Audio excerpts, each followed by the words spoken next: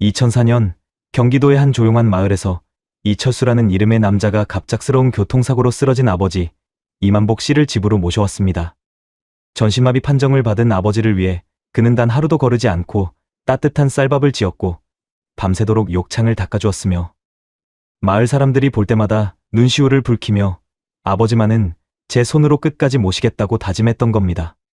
비가 오나 눈이 오나 그의 집 거실에서는 아버지를 위해 끓인 뽀얀 사골국 냄새가 끊이지 않았고 20년이라는 긴 세월 동안 동네 사람 모두가 그를 칭송했습니다. 철수 같은 아들이 열이면 이 세상에 병든 부모가 없겠다는 말이 입에서 입으로 전해졌고 지역 신문에서는 그를 국민효자로 소개하기까지 했던 거죠. 하지만 2024년 11월 재건축을 위해 그 집 지하실 벽을 허물던 인부가 육중한 철문을 발견하면서 20년의 연극은 끝이 났습니다. 문이 열리자 나온 것은 산소호흡기가 아니었습니다. 녹슨 쇠사슬, 짐승의 우리, 그리고 20년 치 혈흔이 겹겹이 쌓인 차디찬 감옥이었던 겁니다. 2024년 대한민국에서 이게 정말 사람의 탈을 쓰고 가능한 일입니까? 지극한 효심이라 믿었던 그 모든 시간은 실제로는 살아있는 지옥을 감춘 거대한 무대에 불과했습니다. 아버지를 모신다던 그 집 거실 바로 아래 한 인간이 쇠사슬에 묶인 채 20년을 버텨왔다는 사실을 그 누가 상상이나 했겠습니까? 오늘 우리가 열어볼 노트는 효심이라는 이름 아래 숨겨진 가장 추악한 인간의 민낯에 관한 기록입니다. 이 이야기가 여러분 가슴에 와닿으신다면 구독과 좋아요로 이 비극이 되풀이되지 않도록 함께 목소리를 내주시기 바랍니다. 여러분의 관심이 봉인된 진실을 깨우는 힘이 되는 겁니다. 2004년 6월 15일 오전 7시 30분 경기도 수원시 팔달구의 한 주택가에서 이만복 씨는 평소와 다름없는 아침을 맞이했습니다. 당시 68배 나이였던 만복 씨는 6.25 참전용사 출신으로 비록 무릎 관절염으로 거동이 불편했지만 정신만큼은 또렷했던 분이었죠. 그날 아침 아들 이철수 씨가 차려준 따뜻한 흰 쌀밥과 된장찌개를 드시며 만복 씨는 오늘 날씨가 참 좋구나 라고 말씀하셨다고 합니다. 그것이 이웃들이 기억하는 건강했던 이만복 씨의 마지막 모습이었던 겁니다. 당시 만복 씨는 지팡이만 짚으면 혼자서도 마당을 산책할 수 있는 정도였습니다. 매일 아침이면 대문 앞 평상에 앉아 신문을 읽는 것이 그의 일과였고 지나가는 이웃들과 인사를 나누며 우리 철수가 효자라서 내가 편하게 산다고 자랑하곤 했던 거예요. 옆집 김순자 씨의 증언에 따르면 만복 씨는 그날 아침에도 평상에 나와 앉아 계셨고 오늘은 날씨가 좋으니 산책이나 다녀와야겠다고 말씀하셨다고 합니다. 그때만 해도 아무도 몰랐습니다. 그 평범한 아침 인사가 만복 씨가 세상과 나눈 마지막 대화가 될 줄은요. 오후 2시 20분경 집 앞 골목길에서 비극이 시작되었습니다. 한 대의 포터 화물차가 과속으로 모퉁이를 돌다가 산책을 나섰던 만복 씨를 들이받았던 겁니다. 당시 그 골목은 비포장도로였고 차량들이 먼지를 일으키며 달리던 곳이었죠. 목격자들의 진술에 따르면 만복 씨는 그 자리에서 쓰러져 의식을 잃었고 곧바로 119 구급차에 실려 인근 대학병원 응급실로 이송되었습니다. 철수 씨는 공중전화 부스에서 병원으로부터 연락을 받고 급히 달려왔고 의사로부터 경추 손상으로 인한 전신마비 가능성이 높다는 진단을 들었던 거예요. 수술은 4시간 넘게 진행되었습니다. 철수 씨는 수술실 앞 복도 의자에 앉아 내내 고개를 숙이고 있었고 달려온 친척들과 이웃들이 괜찮을 거야. 만복이 형님 건강하신 분이니까라며 위로했지만 그는 한마디도 하지 않았다고 합니다. 저녁 7시가 넘어서야 수술실 문이 열렸고 녹색 수술복을 입은 의료진이 나와 설명했습니다. 경추 3번과 4번이 심하게 손상되어 목 아래 전신이 마비되었습니다. 의식은 회복되었지만 앞으로 평생 침대 생활을 하셔야 할 겁니다. 대소변도 스스로 가리실 수 없고 식사도 누군가 도와드려야 합니다. 그 말을 들은 철수 씨는 무릎을 꿇고 주저앉아 눈물을 흘렸습니다. 주변 사람들은 모두 그의 지극한 효심에 가슴이 아팠다고 증언했죠. 아버지, 제가 끝까지 모시겠습니다. 평생 제가 옆에 있겠습니다라는 그의 다짐에 병원 복도에 있던 사람들조차 코끝이 시큰해졌다고 합니다. 친척 중 한 명이 요양병원에 모시는 게 어떻겠냐고 조심스레 제안했지만 철수 씨는 단호하게 고개를 저었습니다. 아닙니다. 아버지는 제 손으로 모셔야 합니다. 그게 아들의 도리 아니겠습니까? 당시 사람들은 모두 그의 말에 고개를 끄덕였습니다. 하지만 지금 돌이켜보면 그때 그의 눈물 속에는 과연 무엇이 숨어 있었을까요? 2004년 6월 23일 오전 10시 만복 씨는 퇴원했습니다. 철수 씨는 미리 집 안방을 병실처럼 꾸며놓았다고 했습니다. 전동 침대와 산소호흡기 그리고 각종 의료 장비들을 들여놓았다는 거예요. 이웃들은 철수가 정말 대단하다. 저 비싼 장비들을 다 마련해놨네. 저런 아들을 두면 무슨 걱정이 있겠냐며 칭찬을 아끼지 않았습니다. 퇴원 당일 철수 씨는 마을 사람들에게 정중히 인사했습니다. 아버지 상태가 많이 안 좋으셔서 당분간 조용히 지내야 할 것 같습니다. 면역력이 약해지셔서 외부인 접촉을 최대한 피해야 한다고 의사 선생님께서 말씀하셨습니다. 찾아뵙지 못해도 양해 부탁드립니다. 그날 이후로 만복 씨의 모습은 외부에서 완전히 사라졌습니다. 가끔 창문 너머로 들리는 신음소리에 이웃들이 걱정스레 물으면 철수 씨는 늘 눈시울을 붉히며 아버지가 욕창 때문에 많이 힘들어 하십니다. 밤마다 제가 연고를 발라드리는데 통증이 심하신가 봅니다라고 답했던 거죠. 대문은 늘 굳게 잠겨 있었고 우편물도 철수 씨가 직접 받았습니다. 해진 수건으로 땀을 닦으며 제가 아버지 간병하느라 정신이 없어서요라고 말하는 그의 모습에 누가 의심을 품을 수 있었겠습니까? 2004년 7월 1일 철수 씨는 동사무소에 아버지의 장애인 등록 신청을 했습니다. 의사 소견서와 진단서를 첨부해 제출한 서류는 아무 문제 없이 받아들여졌고 만복 씨는 1급 중증장애 판정을 받았습니다.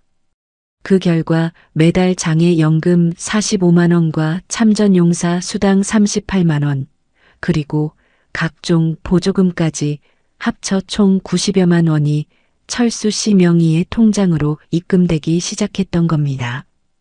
2004년 당시 90만 원이면 작은 가게 월세를 내고도 남을 돈이었습니다. 기록에 따르면 그날 이후 단 한 명의 외부인도 그 집 안방에 들어가지 못했습니다.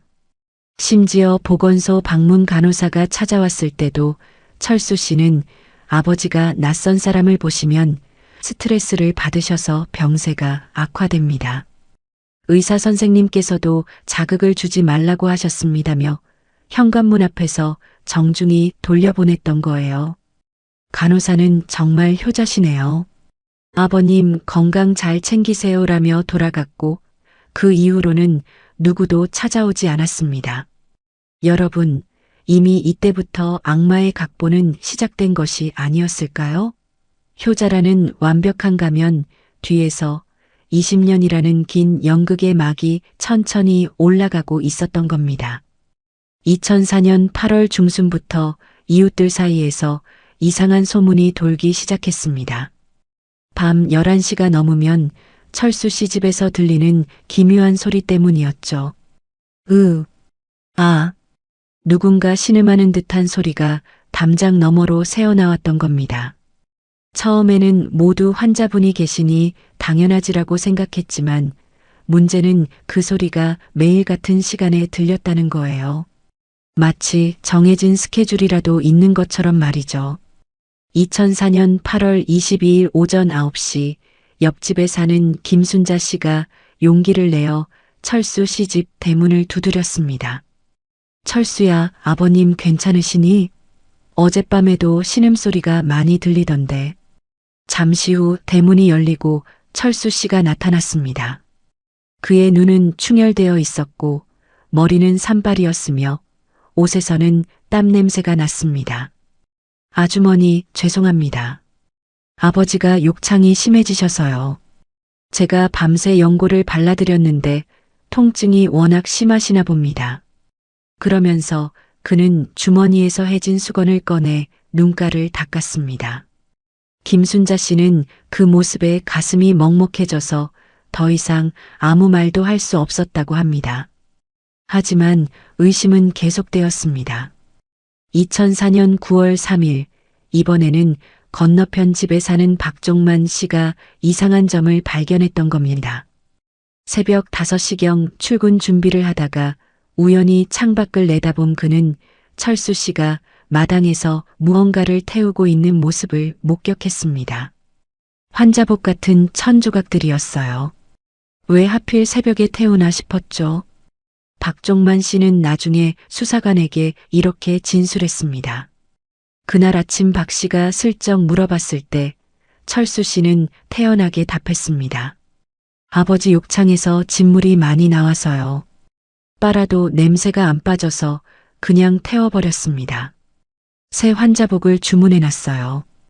2004년 9월 15일 오후 2시 드디어 경찰이 움직였습니다.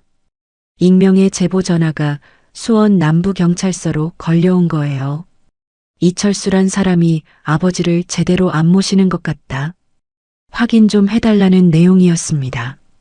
수사 기록상 이 전화는 같은 동네에 사는 한 주민이 걸었던 것으로 나타났지만 정작 그 주민은 그냥 이상해 보여서 신고했을 뿐이라며 구체적인 증거는 제시하지 못했습니다. 오후 3시 20분 형사 2명이 철수 씨 집을 방문했습니다. 초인종을 누르자 철수 씨가 앞치마를 두른 채 나왔습니다. 무슨 일이십니까? 형사들이 신분증을 보이며 말했습니다. 아버님 건강 상태를 확인하러 왔습니다. 주민신고가 들어와서요. 혹시 아버님을 직접 뵐 수 있을까요? 철수 씨는 난처한 표정을 지었습니다. 형사님들, 죄송합니다만 아버지 상태가 정말 안 좋으셔서요. 지금 겨우 주무시고 계신데 깨우면 밤에 또 고생하십니다. 하지만 형사들은 물러서지 않았습니다. 그래도 확인은 해야 합니다. 잠깐만 뵙겠습니다. 철수 씨는 잠시 망설이다가 고개를 끄덕였습니다. 알겠습니다. 그럼 조용히 들어오세요. 형사들이 안방으로 안내되었을 때 그들이 본 광경은 완벽했습니다. 깨끗하게 정돈된 전동 침대, 산소호흡기에 연결된 마스크, 그리고 하얀 이불을 덮고 누워있는 이만복 씨의 모습이었던 거죠. 만복 씨는 눈을 감고 있었고 규칙적인 호흡 소리가 들렸습니다. 보시다시피 아버지는 깊이 주무시고 계십니다. 철수 씨가 작은 목소리로 말했습니다. 형사 중 한 명이 방안을 둘러봤습니다. 침대 옆 탁자에는 약병들이 가지런히 정리되어 있었고 벽에는 복용 시간표가 붙어 있었습니다.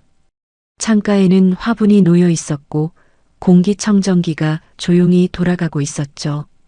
환기는 자주 시키시나요? 네, 하루에 3번씩 합니다. 아침 8시, 낮 1시, 저녁 6시예요. 철수 씨의 답변은 막힘이 없었습니다. 다른 형사가 질문했습니다. 밤에 신음소리가 들린다는 신고가 있었는데요. 철수 씨는 눈시울을 붉히며 대답했습니다. 욕창 때문입니다. 아무리 자주 체위를 바꿔드려도 욕창이 생겨서요. 밤마다 제가 연고를 바르는데 그때 아프시니까 신음을 하시는 겁니다. 형사님들, 제가 아버지를 학대한다고 생각하시는 겁니까? 그의 목소리는 떨렸고 눈에는 눈물이 고였습니다. 형사들은 서로 눈빛을 교환했습니다. 2004년 9월 15일 오후 4시 10분, 형사들은 철수 씨 집을 나섰습니다. 수사보고서에는 이렇게 기록되어 있습니다. 환자는 적절한 의료 장비와 간병을 받고 있는 것으로 판단됨. 보호자의 태도 성실하며 환자 학대의 증거 발견되지 않음. 주민신고는 오해에서 비롯된 것으로 사료됨. 경찰조차 그의 완벽한 연기에 속아 넘어간 겁니다. 그날 저녁 철수 씨는 동네 사람들에게 억울하다는 듯 말했습니다. 아버지 모시느라 최선을 다하는데 신고까지 당했습니다. 제가 뭘 잘못했길래요? 그러자 이웃들이 오히려 그를 위로했습니다. 철수야, 신경 쓰지 마라. 우리 다 알아. 내가 얼마나 효자인지. 김순자 씨는 철수 씨에게 직접 만든 반찬을 가져다 주기까지 했습니다. 여러분, 효자라는 방패는 그렇게 완벽했습니다. 누구도 그 뒤에 숨은 악마의 미소를 보지 못했던 거죠. 아니, 보려 하지 않았는지도 모릅니다. 지극한 효심이라는 아름다운 가면 뒤에서 진짜 지옥은 이제 막 시작되고 있었습니다. 2004년 10월 1일 이철수 씨의 통장에 첫 번째 입금이 이루어졌습니다. 장애연금 45만 원, 참전용사 수당 38만 원, 그리고 중증장애인 생활보조금 12만 원까지 합쳐 총 95만 원이었죠. 당시 대졸 초임이 120만 원 정도였던 시절 아무 일도 하지 않고 매달 거의 100만 원이 들어온다는 것은 결코 작은 돈이 아니었습니다. 철수 씨는 통장을 확인한 뒤 은행 창구 직원에게 아버지 병원비로 쓸 겁니다라고 말했습니다. 직원은 정말 효자시네요라며 미소를 지었죠. 하지만 그 돈이 실제로 어디에 쓰였는지 아는 사람은 아무도 없었습니다. 2004년 11월 철수 씨는 동네 슈퍼에서 여전히 낡은 구두를 신고 라면과 계란을 샀습니다. 요즘 아버지 병원비가 많이 들어서 제 끼니는 대충 때웁니다라고 말하면서요. 슈퍼 주인 이영애 씨는 이 효자야. 내 몸도 챙겨야지라며 김치 한 봉지를 덤으로 얹어줬습니다. 철수 씨는 고개를 숙여 인사하고 나왔습니다. 완벽한 연기였죠. 그런데 2004년 12월 17일 오후 11시 수원역 인근 단란주점에서 목격된 한 남자가 있었습니다. 바로 철수 씨였던 겁니다. 그는 양복을 갖춰 입고 비싼 위스키를 시켰으며 옆에는 젊은 여성이 앉아 있었습니다. 오늘 기분 좋은 일 있어요? 이렇게 큰 손이시네요. 종업원이 묻자 철수 씨는 웃으며 답했습니다. 사업이 잘 풀려서요. 오늘 한턱 내는 겁니다. 그날 밤 그가 쓴 돈은 48만 원이었습니다. 아버지 한 달치 생활비와 맞먹는 금액이었죠. 2005년이 지나고 2006년이 되자 철수 씨의 이중 생활은 더욱 노골적이 되었습니다. 낮에는 여전히 낡은 옷을 입고 동네를 돌아다녔지만 밤이 되면 택시를 타고 수원 시내로 나가 유흥업소를 전전했던 겁니다. 2006년 3월부터는 아예 고정적으로 드나드는 룸살롱이 생겼습니다. 수원역 뒷골목에 있는 프린스 룸살롱이었죠. 그곳 마담 최미경 씨의 증언에 따르면 철수 씨는 한 달에 적어도 3번은 방문했고 한 번 올 때마다 최소 30만 원 이상을 썼다고 합니다. 처음엔 조용하고 점잖은 손님인 줄 알았어요. 그런데 술이 들어가면 달라지더라고요. 최미경 씨는 수사관에게 이렇게 진술했습니다. 자기 아버지 얘기를 하면서 웃는 거예요. 정확히 뭐라고 했는지는 기억 안 나는데 뭔가 이상했어요. 아버지를 모시고 있다면서 왜 그렇게 웃는지. 하지만 당시에는 그저 술 취한 손님의 헛소리려니 생각했을 뿐이었습니다. 2007년 5월 철수 씨는 중고차 시장에서 1998년식 그랜저를 650만 원에 구입했습니다. 물론 동네 사람들 몰래였죠. 차는 수원 시내의 한월 주차장에 보관했고 필요할 때만 몰고 나왔습니다. 주차장 관리인 박철호 씨는 한 달에 한두 번 정도 차를 빼갔다. 주로 밤에 왔다고 증언했습니다. 그 차를 타고 철수 씨는 평택, 천안, 심지어 서울까지 올라가 유흥을 즐겼던 겁니다. 집에서는 여전히 완벽한 효자였습니다. 2007년 8월 15일 광복절 아침에 철수 씨는 대문 앞에 태극기를 걸었습니다. 아버지가 참전 용사시니까 기념일은 꼭 챙겨야죠라며 이웃들에게 말했습니다. 그날 저녁 동네 이장이 철수 씨를 찾아와 우리 마을 모범 청년상 후보로 추천하고 싶다고 했습니다. 철수 씨는 손사래를 치며 제가 아들 도리를 하는 것뿐인데요 라고 겸손해했지만 결국 2007년 10월 수원시로부터 효행 모범 시민상을 받았습니다. 상금은 50만 원이었죠. 시상식 자리에서 철수 씨는 눈물을 흘리며 소감을 말했습니다. 아버지께서 사고로 쓰러지신 후 3년이 넘는 시간 동안 제가 할 수 있는 건 곁을 지키는 것뿐이었습니다. 이 상을 아버지께 드리고 싶습니다. 객석에서는 박수가 터져 나왔고 지역신문에는 그의 사진이 실렸습니다. 지극한 효심으로 병든 아버지 3년째 간병이라는 제목과 함께요. 하지만 그날 밤 철수 씨는 상금 50만 원을 들고 단골 룸살롱으로 향했습니다. 오늘 시상식에서 상 받았어요. 한턱 쏩니다. 그는 술에 취해 노래를 부르고 춤을 췄습니다. 옆에 앉은 여성에게 효자로 상 받으니까 돈도 생기고 좋네요라고 말하며 키득거렸다고 합니다. 그 여성은 나중에 그때는 농담인 줄 알았다고 진술했습니다. 2008년, 2009년, 2010년이 흘렀습니다. 매달 95만 원씩 들어오는 돈은 한 푼도 아버지에게 쓰이지 않았습니다. 6년 동안 철수 씨가 받은 총액은 6,840만 원이었죠. 그 돈으로 그는 차를 바꾸고 술을 마시고 여자를 만나고 도박장에서 돈을 잃었습니다. 하지만 동네에서 그는 여전히 국민 효자였고 2010년에는 경기도지사 표창까지 받았습니다. 여러분, 아이러니하지 않습니까? 한 인간을 감금하고 착취한 대가로 받은 표창장이라니 말입니다. 지하실 어딘가에 갇혀 있을 아버지는 과연 무슨 생각을 하고 계셨을까요? 위층에서 들리는 술판 소리와 웃음소리를 들으며 말이죠. 2010년 이후 14년이라는 세월이 흘렀습니다. 그동안 철수 씨의 집은 동네에서 가장 모범적인 가정으로 손꼽혔죠. 2015년에는 마을 부녀회에서 명절 때마다 떡을 돌렸고 2018년에는 동사무소에서 효행가족으로 선정되어 현판까지 받았습니다. 효자 이철수 댁이라고 씌어진 나무 현판이 대문 옆에 걸렸고 지나가는 사람들은 고개를 끄덕이며 저런 집이 있어야 세상이 살맛나지라고 말했던 겁니다.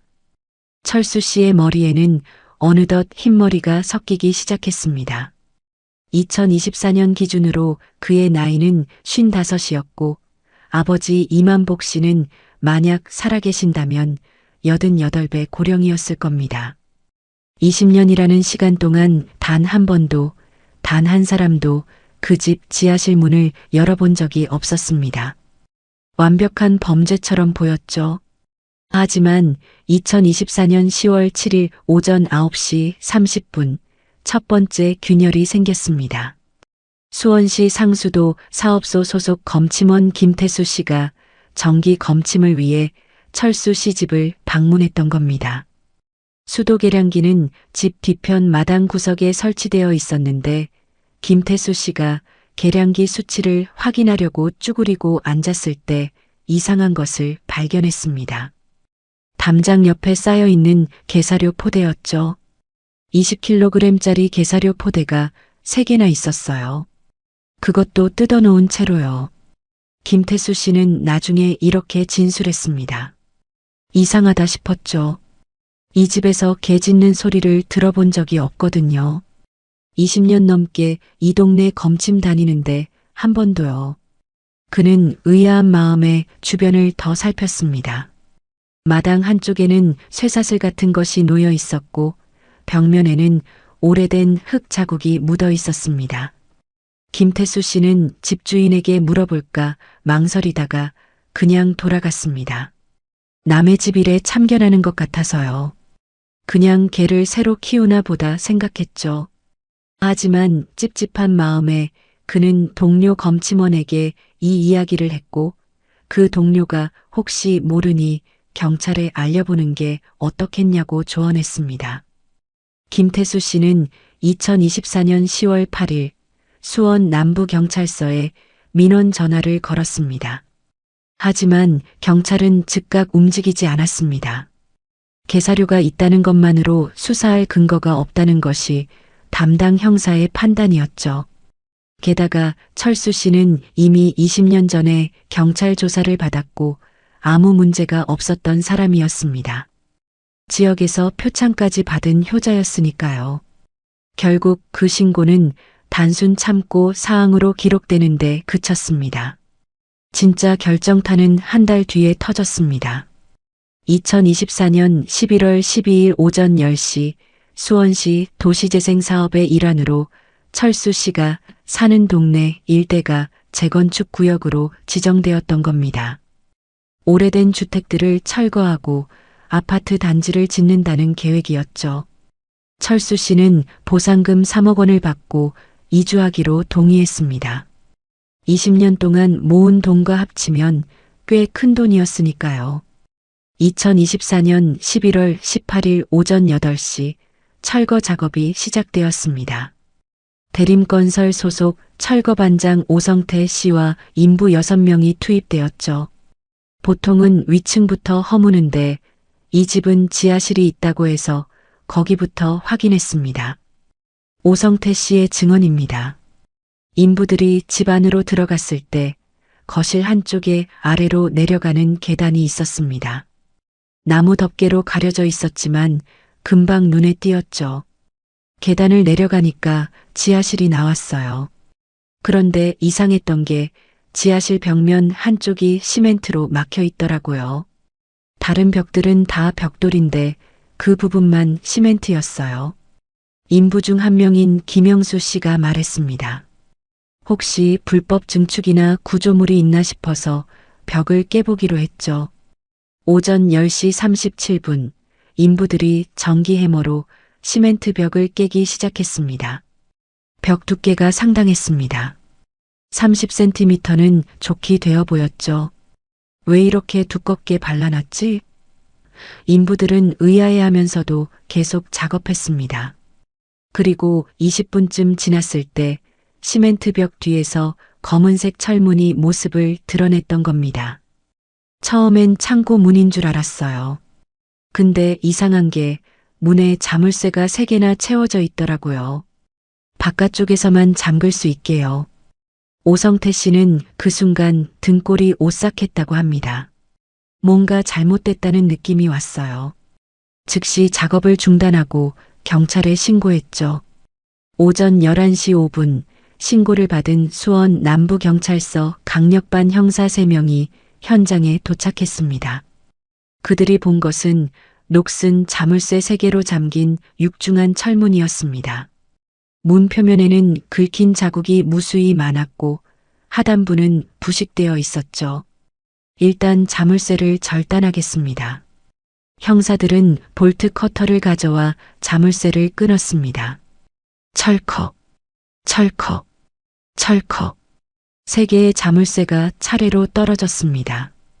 형사 중 한 명이 철문 손잡이를 잡고 천천히 열었습니다. 삐걱거리는 소리와 함께 문이 열리자 안에서 역한 냄새가 쏟아져 나왔습니다. 곰팡이 냄새, 썩은 냄새, 그리고 형언할 수 없는 악취였죠. 손전등 불빛이 어둠 속을 비쳤습니다. 형사들이 본 것은 3평 남짓한 좁은 공간이었습니다. 바닥에는 더러운 담요가 구겨져 있었고 벽면에는 손톱으로 긁은 듯한 빗금 자국이 가득했습니다. 그리고 구석에는 녹슨 쇠사슬이 놓여 있었던 겁니다. 이건 감옥이잖아. 형사 중 한 명이 중얼거렸습니다. 다른 형사가 벽면을 자세히 살폈습니다. 빗금 자국 사이사이에 희미하게 글자 같은 것이 새겨져 있었습니다. 살려달라, 아프다, 왜? 손톱으로 긁어쓴 절규였던 거죠. 오전 11시 42분 현장은 즉시 범죄 현장으로 봉쇄되었고 국과수 감식팀이 출동했습니다. 20년의 침묵은 그렇게 깨졌습니다. 영원히 묻힐 것 같았던 비밀이 세상 밖으로 나온 겁니다. 2024년 11월 18일 오후 1시 20분 국립과학수사연구원 경기남부분원 소속 감식반 5명이 현장에 도착했습니다. 반장 최진혁 박사를 비롯해 DNA 분석 전문가, 혈흔 감식 전문가, 환경 분석 전문가, 그리고 디지털 포렌식 전문가로 구성된 팀이었죠. 20년 전 사건이라 증거 보존 상태가 관건입니다. 신중하게 접근하겠습니다. 최진혁 박사는 현장 책임자에게 이렇게 말한 뒤 방진복을 착용하고 지하실로 내려갔습니다. 첫 번째 작업은 현장 사진 촬영이었습니다. 360도 카메라로 지하실 전체를 촬영했고 벽면에 긁힌 자국 하나하나까지 접사로 기록했습니다. 벽면 자국이 총 2,312개입니다. 모두 손톱으로 긁은 것으로 보입니다. 감식관이 보고했습니다. 자국의 깊이를 측정한 결과 평균 0.3mm에서 1.2mm까지 다양했죠. 이 정도 깊이라면 상당한 힘을 주고 반복적으로 긁어야 합니다. 손톱이 다 닳도록 말이죠. 오후 2시 15분 혈흔 분석이 시작되었습니다. 지하실 바닥 구석에 놓여있던 쇠사슬을 루미놀 시약으로 검사했을 때 놀라운 결과가 나왔습니다. 사슬 전체가 푸른 형광빛으로 빛났던 겁니다. 혈액 반응이 양성입니다. 그것도 상당량이네요. 감식관이 현미경으로 쇠사슬 표면을 관찰했습니다. 녹 사이사이에 검붉은 물질이 겹겹이 쌓여 있었죠. 층위가 여러 겹입니다. 이건 한 번의 출혈이 아니라 오랜 기간에 걸쳐 반복적으로 혈액이 묻은 거예요. 쇠사슬은 길이 1.8m, 무게 3.2kg의 중량 체인이었습니다. 한쪽 끝에는 족쇄가 달려 있었고 다른 쪽 끝에는 벽에 박힌 철제 고리에 연결할 수 있는 고리가 달려 있었습니다. 발목 부분에 해당하는 족쇄 안쪽에서 피부 조직 흔적이 발견되었습니다. 감식관이 핀셋으로 조직 샘플을 채취했습니다. 족쇄 안쪽 면은 반복적인 마찰로 인해 매끈하게 달아 있었고 그 틈새에 각질과 혈흔이 섞여 굳어 있었던 겁니다. 오후 3시 40분 바닥에 깔려있던 담요를 수거했습니다. 군용 담요처럼 보이는 회색 천은 곰팡이로 뒤덮여 있었고 곳곳이 찢어져 있었습니다. 담요 중앙부에서 체액 및 배설물 흔적이 다량 검출되었습니다. 담요를 펼쳐 자외선 램프로 비추자 수십 개의 얼룩이 형광 반응을 보였죠. 오랜 기간 동안 이 담요 위에서 생활했던 것으로 추정됩니다. 화장실 사용이 불가능했을 겁니다. 지하실 구석에서는 플라스틱 대야와 녹슨 양은 그릇이 발견되었습니다. 대야 안쪽에는 물때와 곰팡이가 끼어 있었고 양은 그릇에는 음식물 찌꺼기 같은 것이 딱딱하게 굳어붙어 있었습니다. 그릇 내부에서 쌀알과 콩 성분이 검출되었습니다. 게사류로 추정됩니다. 국과수 분석관이 시료를 채취하며 말했습니다. 실제로 그릇 옆에 놓인 봉지는 게사료 포장지였던 겁니다. 오후 5시 환경분석팀이 지하실 내부 환경을 측정했습니다. 습도계를 설치하자 수치는 92%를 가리켰습니다. 일반 주거 공간의 적정 습도는 40%에서 60%입니다. 90%가 넘으면 곰팡이가 번식하고 호흡기 질환이 발생합니다. 실제로 벽면과 천장 곳곳에 검은 곰팡이가 자라고 있었죠. 온도는 섭씨 13도였습니다. 11월 기준 실내 온도로는 너무 낮습니다. 겨울철에는 영하까지 떨어졌을 가능성이 높습니다. 산소 농도 측정 결과는 더 충격적이었습니다. 지하실은 환기구가 전혀 없는 밀폐 공간이었고 측정된 산소 농도는 18.2%였습니다. 정상 산소 농도는 21%입니다. 18% 이하에서는 두통과 호흡 곤란이 시작되고 장기간 노출되면 뇌 손상까지 올 수 있습니다. 분석관이 고개를 저으며 말했습니다. 이곳은 사람이 생존할 수 있는 환경이 아닙니다. 감옥이라기보다는 서서히 죽여가는 고문실이었던 겁니다. 2024년 11월 20일 채취된 생체 시료들이 국과수 본원 DNA 분석실로 이송되었습니다. 쇠사슬에서 채취한 혈은 족쇄에서 발견된 피부 조직, 담요의 체액, 그리고 벽면 손톱 자국에서 떨어져 나온 손톱 파편까지 총 18개의 샘플이었죠. 분석팀은 72시간 동안 쉬지 않고 작업했습니다. 11월 23일 오후 3시 DNA 분석 결과가 나왔습니다. 감식 보고서에는 이렇게 기록되어 있습니다. 현장에서 채취한 18개 시료 전체에서 동일 인물의 DNA가 검출되었음. 해당 DNA는 2004년 교통사고 당시 병원 기록에 남아있던 이만복 1936년생의 혈액 샘플과 99.97% 일치함. 과학적으로 동일 인물로 판단됨. 보고서는 계속되었습니다. 쇠사슬 혈흔 분석 결과 최소 15개 이상의 서로 다른 시기에 형성된 혈흔층이 확인됨. 가장 오래된 층은 2004년경, 가장 최근 층은 2023년경으로 추정됨. 이는 피해자가 최소 20년간 해당 공간에 감금되어 있었음을 의미함. 손톱 자국 분석도 충격적이었습니다. 벽면 긁힌 자국에서 채취한 손톱 파편의 연대 측정 결과 2004년부터 2024년까지 골고루 분포되어 있음. 피해자는 20년 동안 지속적으로 벽을 긁으며 탈출을 시도했던 것으로 보임. 일부 자국 아래에서 살려달라, 배고프다, 추워 등의 글자가 희미하게 판독됨. 국과수 최종 감식 보고서 결론은 명확했습니다. 이만복 씨는 2004년 6월 이후 2024년 현재까지 해당 지하실에 감금되어 있었으며 비인도적 환경에서 장기간 학대를 받은 것으로 과학적으로 증명됨.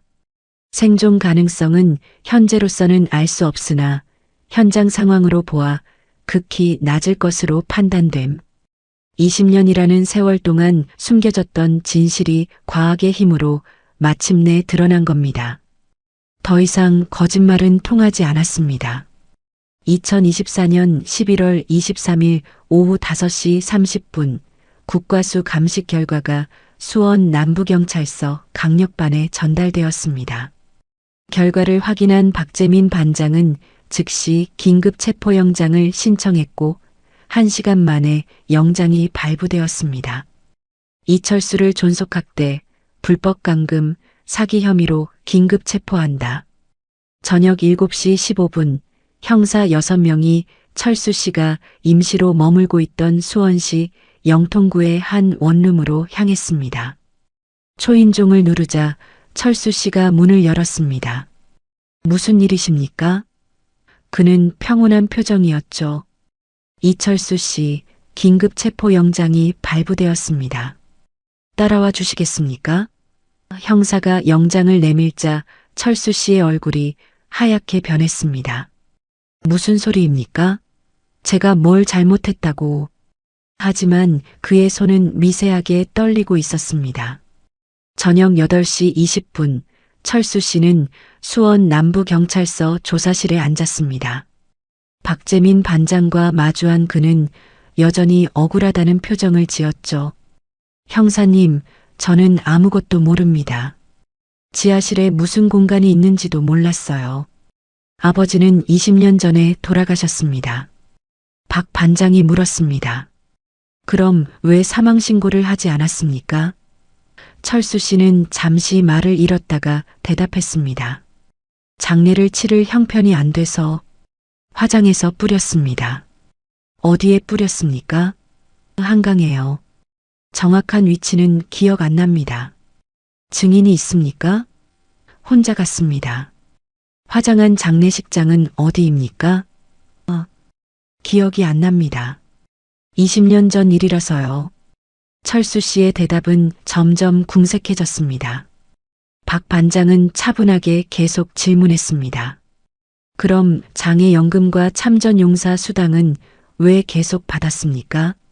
그건 제가 실수로 신고를 안 한 겁니다. 오후 9시 첫 번째 증거가 제시되었습니다. 박 반장이 A4 용지를 꺼내 철수 씨 앞에 놓았습니다. 지하실에서 발견된 쇠사슬 사진이었죠. 이게 뭡니까? 철수 씨는 사진을 흘끗 보고는 고개를 돌렸습니다. 모릅니다. 전 주인이 쓰던 건가 봐요. 당신이 그 집에서 30년 넘게 살았는데 지하실이 있는지도 몰랐다는 겁니까? 네, 몰랐습니다. 한 번도 내려가 본 적 없어요. 두 번째 증거가 나왔습니다. DNA 분석 결과 보고서였습니다. 쇠사슬에서 발견된 혈흔이 당신 아버지 이만복 씨의 것으로 확인되었습니다. 99.97% 일치합니다. 철수 씨는 보고서를 멀거니 바라봤습니다. 그럴 리가 없습니다. 아버지는 돌아가셨어요. 그럼 2023년에 형성된 혈흔은 어떻게 설명하시겠습니까? 누군가 조작한 겁니다. 오후 10시 30분 세 번째 증거가 공개되었습니다. 개사료 구매 내역이었죠. 당신은 2010년부터 2024년까지 매달 20kg짜리 게사료를 구매했습니다. 총 구매 횟수가 168회입니다. 개를 키우지도 않으면서 왜 게사료를 샀습니까? 철수 씨는 입술을 깨물었습니다. 동네 길고양이들 먹이려고 샀습니다. 매달 20kg씩이나요? 14년 동안? 제가 동물을 좋아해서요. 박 반장은 책상 서랍에서 두꺼운 파일을 꺼냈습니다.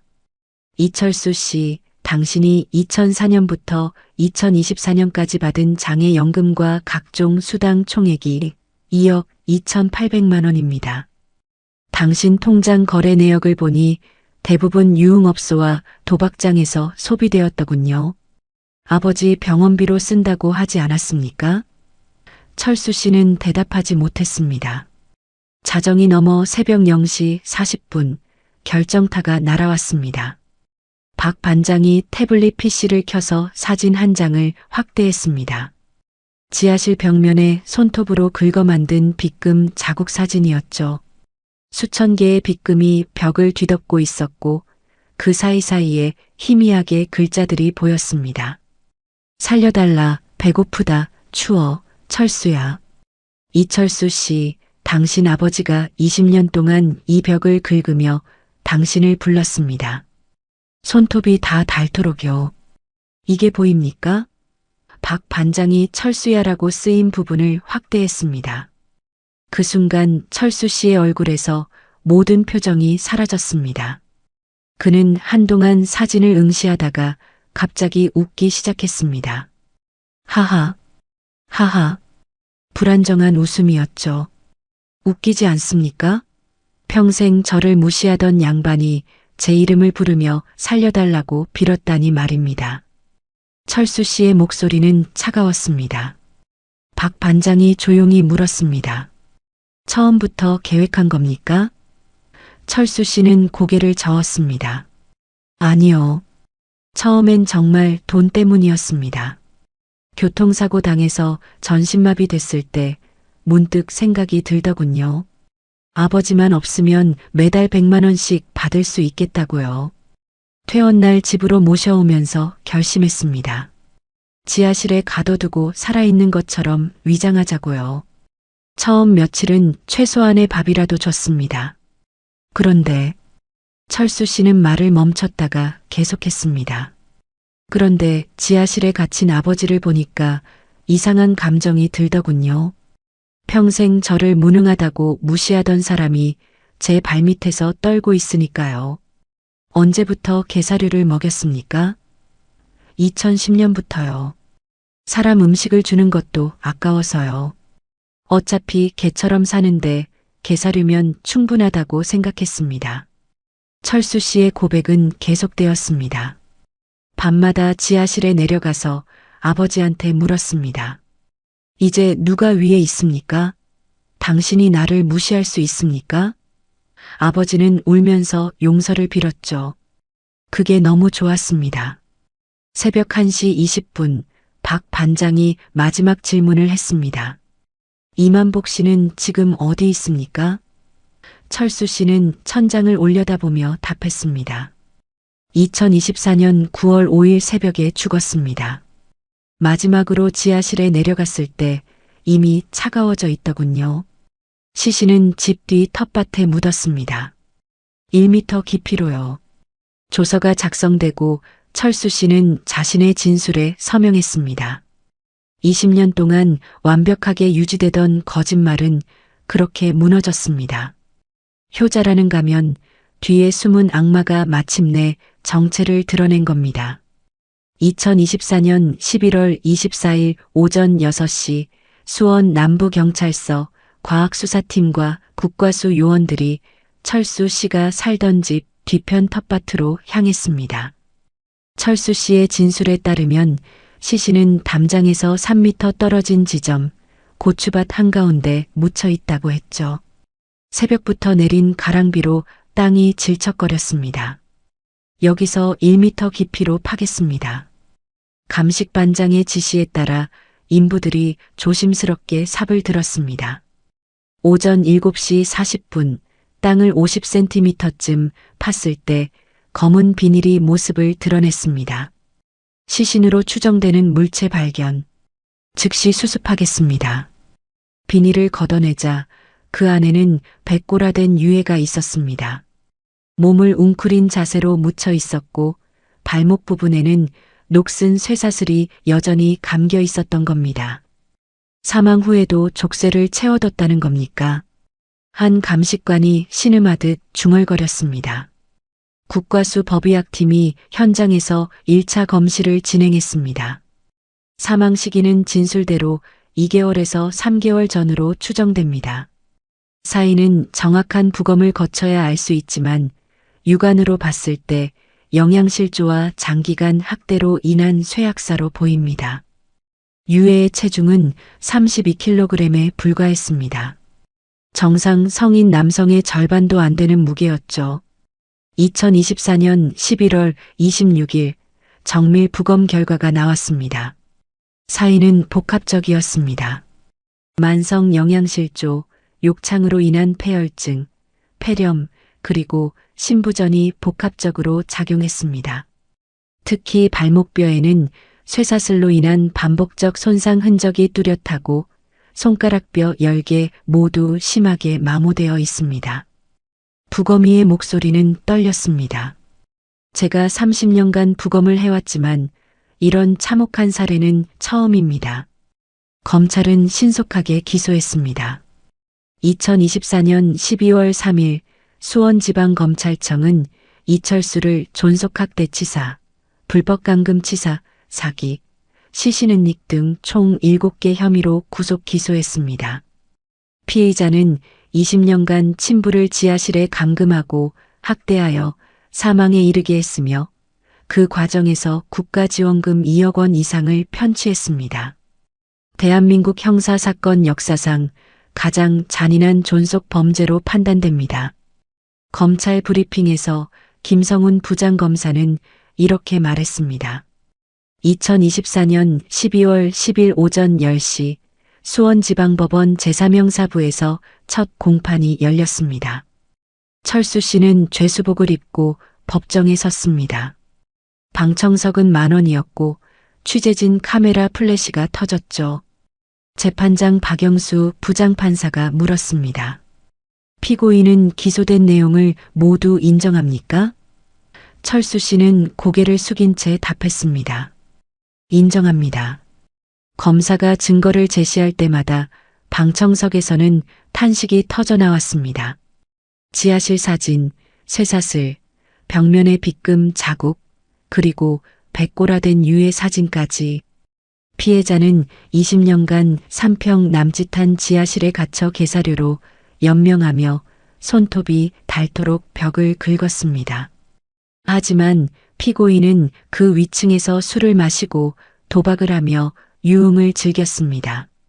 검사의 목소리가 법정에 울렸습니다. 변호인은 선처를 호소했습니다. 피고인은 어린 시절 아버지로부터 심한 학대를 받았고 그로 인한 트라우마가 범행의 원인이 되었습니다. 정신감정 결과 반사회적 성격장애 진단을 받았습니다. 하지만 재판부는 냉정했습니다. 피고인이 과거에 학대를 받았다 하더라도 20년간 계획적으로 친부를 감금하고 학대한 행위는 어떤 이유로도 정당화될 수 없습니다.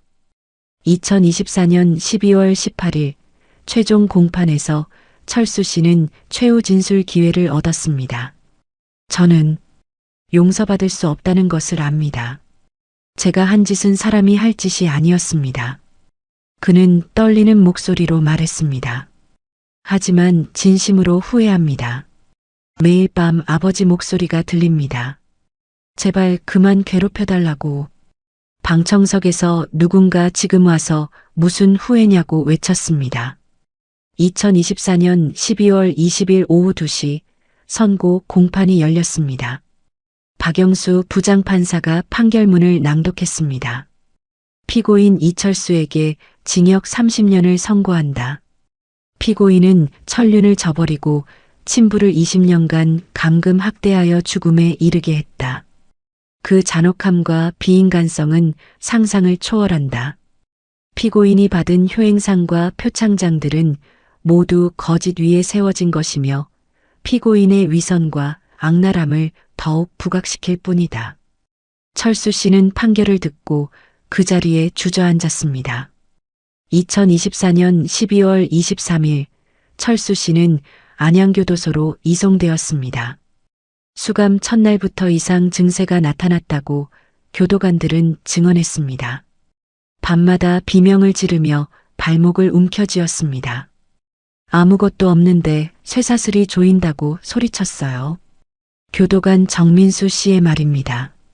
철수 씨는 독방에 수감되었지만 매일 밤 환각에 시달렸던 거죠. 식사도 제대로 하지 못했습니다. 개사료 같다며 손도 대지 않았습니다. 물만 조금 마셨어요. 일주일 만에 체중이 5kg이나 빠졌고 의무과에서는 정신과 약물을 처방했지만 효과가 없었습니다. 매일 새벽 3시쯤 되면 아버지 용서해 주세요 하고 울부짖었습니다. 그러다 갑자기 웃기 시작하고 정상이 아니었어요. 2024년 12월 28일 새벽 4시 10분 순찰 중이던 교도관이 철수 씨의 독방 앞을 지나다 이상한 고요함을 느꼈습니다. 감방 문을 열자 철수 씨는 이미 숨져 있었습니다. 침대 시트를 찢어 만든 줄로 목을 매달아 스스로 생을 마감한 겁니다. 유서는 없었지만 벽에는 손톱으로 긁은 글씨가 남아 있었습니다. 아버지 미안합니다라고요. 검시 결과 사망 시각은 새벽 3시경으로 추정되었습니다. 징역 30년을 선고받고 단 8일 만이었죠. 평생을 감옥에서 보내야 했던 그는 결국 스스로 심판을 내린 겁니다. 하지만 그것이 과연 속죄가 될 수 있을까요? 20년 동안 지하실에서 죽어간 아버지의 고통에 비하면 말이죠. 2024년 12월 30일 이만복 씨의 장례식이 조촐하게 치러졌습니다. 수원시에서 무연고 사망자 장례 절차에 따라 진행했지만 뜻밖에도 많은 사람들이 참석했습니다. 20년 전 그를 알았던 동네 사람들이었죠. 만복이 형님, 정말 미안합니다. 우리가 몰랐습니다. 김순자 씨는 영정 앞에서 한참을 울었습니다. 매일 지나가면서도 몰랐어요. 바로 담장 너머에서 그렇게 고통받고 계셨는데, 빈소에는 만복 씨가 젊은 시절 6.25 참전 용사 시절 찍은 흑백 사진이 놓였습니다. 군복을 입고 꼿꼿하게 서 있는 모습이었죠. 그 눈빛은 당당했고 미소는 자신감에 차 있었습니다. 하지만 그는 전쟁터에서 살아남았지만 정작 자신의 집에서 자신의 아들 손에 가장 비참하게 죽어야 했던 겁니다. 여러분, 효도란 무엇일까요? 부모를 공경하고 섬기는 것이 자식의 도리라고 우리는 배웠습니다. 하지만 그 효도가 돈을 위한 위장이 되고 학대를 감추는 가면이 될 때 가족이라는 이름은 가장 잔혹한 감옥이 됩니다. 이철수는 20년 동안 효자로 불리며 표창을 받았지만 그의 진짜 모습은 아버지를 개처럼 취급한 악마였던 겁니다.